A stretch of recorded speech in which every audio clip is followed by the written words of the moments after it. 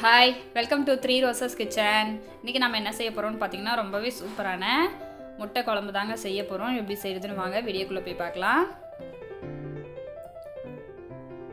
அதுக்கு egg gravy செய்கிறதுக்கு ஒரு மிக்ஸி ஜார் எடுத்து வச்சுக்கோங்க.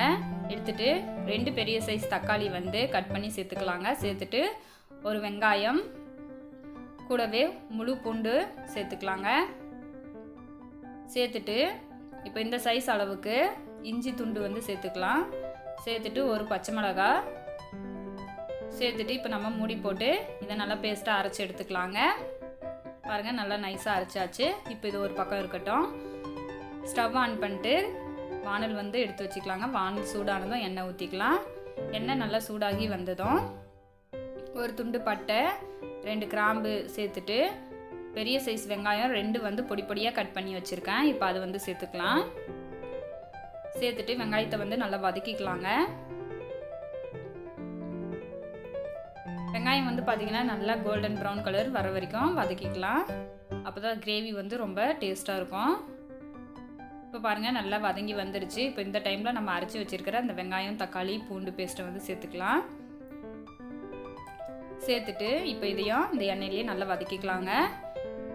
இதை நம்ம பச்சைதாக அரைச்சதுனால இதோட பச்சை வாசனைலாம் போகிற அளவுக்கு நல்லா வதக்கிக்கலாம். வதங்கி வந்ததுக்கப்புறமா 1/4 டேபிள் ஸ்பூன் மஞ்சள் தூள், 2 டேபிள் ஸ்பூன் மிளகாத்தூள். நான் சின்ன டேபிள் ஸ்பூனில் நான் சொல்கிறேங்க. நான் அதுதான் யூஸ் பண்ணுறேன், அதனால் அந்த அளவில் சொல்கிறேன். 2 டேபிள் ஸ்பூன் மல்லித்தூள், கூடவே மிளகு சீரகம் தூள் 1 டேபிள் ஸ்பூன், 2 கலந்தது 1 டேபிள் ஸ்பூன் சேர்த்துக்கலாம்.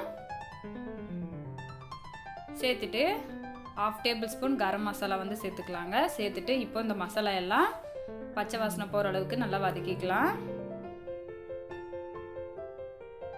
பாருங்கள், நல்லா வதக்கியாச்சு. எண்ணெயும் நல்லா பிரிஞ்சு வந்துருச்சு. இப்போ இந்த டைமில் 3 டேபிள் ஸ்பூன் அளவுக்கு தயிர் சேர்த்துக்கோங்க. நல்லா ஃப்ரெஷ்ஷான கெட்டியான தயிராக சேர்த்துக்கோங்க. சேர்த்துட்டு இப்போ அதையும் நல்லா வதக்கி விட்டுக்கலாம். இப்போ நம்ம சேர்த்துனது எல்லாமே நல்லா வதங்கி வந்துருச்சு பாருங்கள். இப்போ தண்ணி சேர்த்துக்கலாங்க. சேர்த்துட்டு கலந்து விட்டுக்கோங்க. உங்களுக்கு குழம்பு எந்த அளவுக்கு தேவைப்படுதோ அந்த அளவுக்கு தகுந்த மாதிரி நீங்கள் தண்ணி சேர்த்துக்கோங்க. இப்போ இந்த கிரேவிக்கு தேவையான அளவு உப்பு சேர்த்துக்கலாம். இப்போ பாருங்கள், நல்லா கொதிச்சு வருது. இது ஒரு பக்கம் கொதிக்கட்டும். இந்த பக்கம் பார்த்தீங்கன்னா முட்டை வேக வச்சுருக்கேன். அதை இந்த மாதிரி முட்டையை கீறி விட்டுக்கலாம். இப்படி கீறும்போது அந்த கிரேவியெல்லாம் முட்டைக்குள்ளார இறங்கி நல்லா சூப்பராக இருக்கும். அதனால் இந்த மாதிரி கீரி சேர்த்துக்கோங்க. இப்போ பாருங்கள், நல்லா கொதிச்சு திக்காகி வந்துருச்சு நம்மளோட கிரேவி. எண்ணெயெல்லாம் நல்லா ஓரங்கள்லாம் பிரிஞ்சு வந்துருச்சு பாருங்கள். இப்போ நம்ம எக்கை சேர்த்துக்கலாம். எல்லாமே இந்த மாதிரி கீறி விட்டு சேர்த்துக்கோங்க.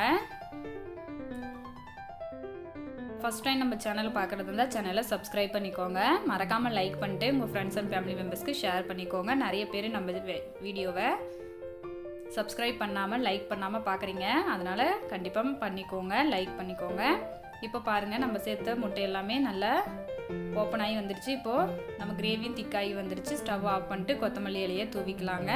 ரொம்பவே சூப்பரான நம்மளோட எக்கு கிரேவி ரெடி ஆகிடுச்சு. இது சாதம், சப்பாத்தி, பூரி, தோசை, இட்லின்னு எல்லாத்துக்கூடவும் வச்சு சாப்பிட்லாம். ரொம்பவே அட்டகாசமாக இருக்கும். கண்டிப்பாக நீங்களும் ட்ரை பண்ணி பார்த்துட்டு உங்களோட கமெண்ட்டை சொல்லுங்கள். தேங்க்ஸ் ஃபார் வாட்சிங்.